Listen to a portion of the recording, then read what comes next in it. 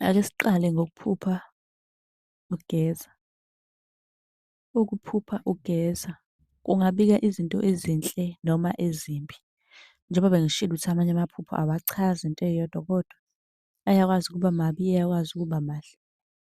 Uma nigeza emfuleni nibabili, lokho kusuke kubika ukuthi-ke kumele nihlambulukelane nalowo muntu ombonayo ephusheni. Ukugeza ngamanzi amnyama angcolile kubika into embi ezokuvelela. Ukuphupha ugeza umuntu wesilisa uma ungowesimame, lokho kusho ukuthi lowo muntu osuke umphupha usuke enesilwane atheswe sona okwenza izinto zakhe zingamhambeli kahle. Uma ugezwa kwishawa, lolo-ke uphawu oluhle kakhulu empilweni yakho.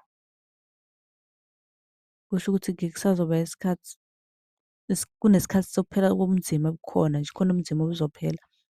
Uma ukwishawa kungaphinde kubike injabulo enkulu kuwena nokukhululeka empilweni yakho. Uma ukwishawa futhi kungaphinde kubike ukuthi kumele-ke uvakashele empophoma, ikakhulukazi-ke uma ungumuntu womoya, uyabo.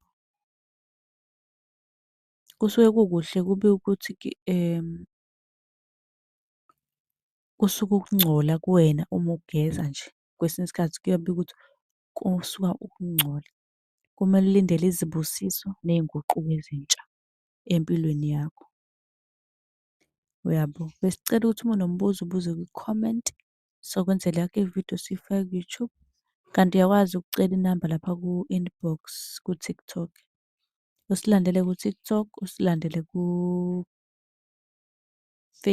sichaza Amaphupho 2, usilandele naku-YouTube, usubscribe ukuze ungaphuthelwa noma ngabe nini mhla .